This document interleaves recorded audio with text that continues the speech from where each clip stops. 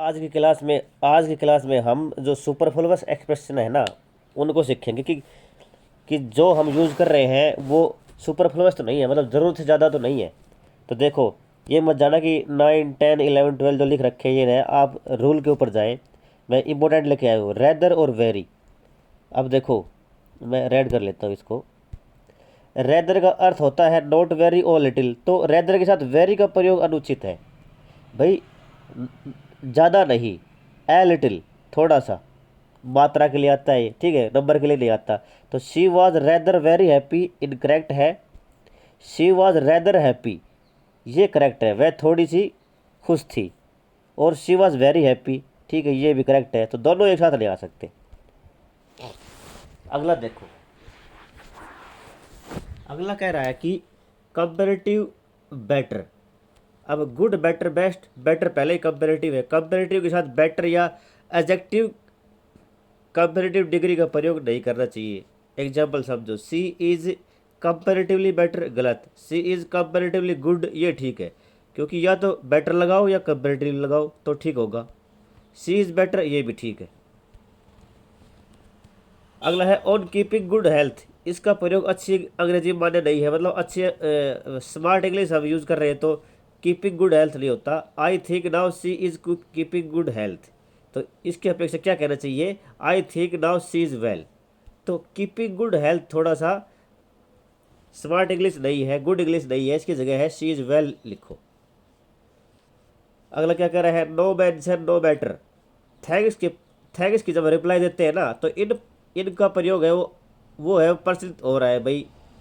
किसी ने कहा थैंक्स तो कहेंगे नो मेंशन या मेंशन नोट, नो मैटर, ये गलत है। इसकी अपेक्षा क्या कहना चाहिए, देखो, इट्स ऑल राइट या ऑल राइट, ये कहें हम। ये लिख रखा है ना, राइट, इट्स ऑल राइट। ये पेज थोड़ा सा छोटा है, मैं ज़्यादा समझाने की कोशिश कर रहा हूँ, थोड़े में ज़्यादा। तो हम क्या कहेंगे, ऑल राइट या इट्स ऑल राइट, ये कहें हम। आगे चलें। 13 का रूल है, 13, 14, 15 में ना जाए। अब रूल समझे, जनरली ऑलवेज। एक ही वाक्य में जनरली ऑलवेज दोनों को कहना गलत है। जनरली का अर्थ है ऑलवेज को कॉन्ट्राडिक्ट करना, ठीक है, कॉन्ट्राडिक्ट मतलब विरोध में आना। तो जनरली और ऑलवेज एक साथ नहीं आ सकते। Generally he is always late, गलत है, इसकी जगह क्या करना चाहिए, जनरली ही इज़ लेट। अब जनरली आगे इसका मतलब ऑलवेज है ही वो, तो दोनों कॉन्ट्राडिक्ट करते हैं। टुमारो मॉर्निंग या नेक्स्ट मॉर्निंग, यदि प्रेजेंट टेंस का वाक्य है तो हमें टुमारो मॉर्निंग का प्रयोग करना चाहिए, एवं पास्ट टेंस के वाक्य के लिए नेक्स्ट मॉर्निंग का प्रयोग करना चाहिए। देखो, I will go to Jaipur tomorrow morning, मैं कल टुमारो मॉर्निंग, कल सुबह मैं जयपुर जाऊंगा, ये फ्यूचर का है, ठीक है। यही प्रेजेंट का है, प्रेजेंट में भी आता है नियर फ्यूचर के लिए। And I went to Jaipur the next morning नहीं है, I went to Jaipur the next morning करेंगे, ठीक है। टुमारो मॉर्निंग नहीं करेंगे, टुमारो का मतलब भविष्य के लिए ही है, तो वेंट अभी पास्ट आ गया तो नेक्स्ट मॉर्निंग लिखेंगे। As best as he can, इस फ्रेज की जगह as well as he can आएगा, क्योंकि एज और एज दोनों के बीच में अगर हमें एडजेक्टिव का प्रयोग करना है तो वो पॉजिटिव डिग्री आएगी, ये रूल है। पॉजिटिव डिग्री का यूज करेंगे एज और एज के बीच में। तो एज वेल का प्रयोग एक कंपेरिजन को व्यक्त करता है। बेस्ट का प्रयोग करने पर सुपरलेटिव डिग्री आ जाती है एडजेक्टिव की, इसके कारण इसका कंपेरेटिव गलत हो जाता है। तो हम कंपेरिजन कर रहे हैं तो बेस्ट से हो ही नहीं सकता, बेस्ट का मतलब इससे ऊपर तो कोई है ही नहीं, ये बात ध्यान रखेंगे। Because, in order that, so that. Cause कारण को एक्सप्रेस करने के लिए बिकॉज का प्रयोग किया जाता है, जबकि पर्पज को एक्सप्रेस करने के लिए इन ऑर्डर दैट या सो दैट इनका प्रयोग किया जाता है। तो कॉज के लिए बिकॉज, कॉज बिकॉज, और पर्पज के लिए इन ऑर्डर दैट के लिए, सो दैट ताकि। देखो, वी ईट, हम खाते हैं, बिकॉज वी में लिव, गलत है।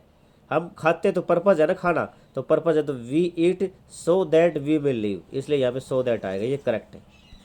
I took medicine because I might get well, because नहीं आएगा, सो दैट आएगा। मैंने मेडिसिन ली ताकि मैं ठीक हो जाऊँ, तो सो दैट आएगा। तो सो दैट का मतलब ताकि होता है, ताकि।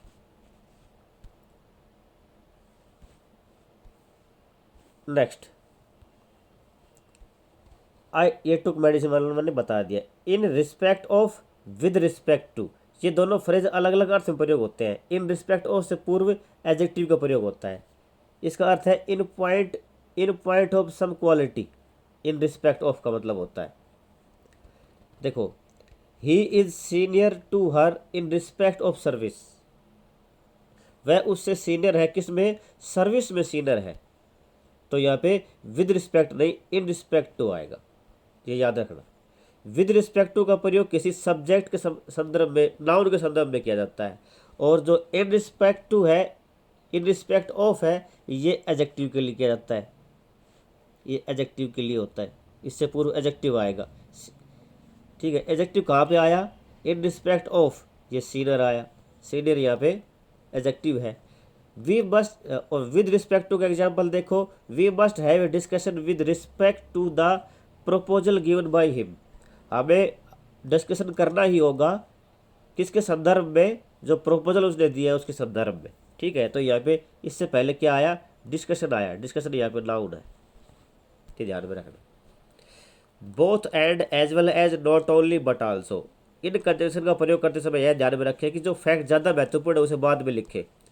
He was both expelled from the school and degraded from his class, उसको स्कूल से एक्सपेल्ड कर दिया गया, बाहर कर दिया गया, मतलब बोथ, दोनों काम कर दिए गए, बोथ और एंड, स्कूल से बाहर निकाला गया और उसका जो क्लास में जो ग्रेड था वो डिग्रेड हो गया था। तो डिग्रेड पहले हुआ, स्कूल बाद में निकाला गया, तो ये पहले आएगा ना।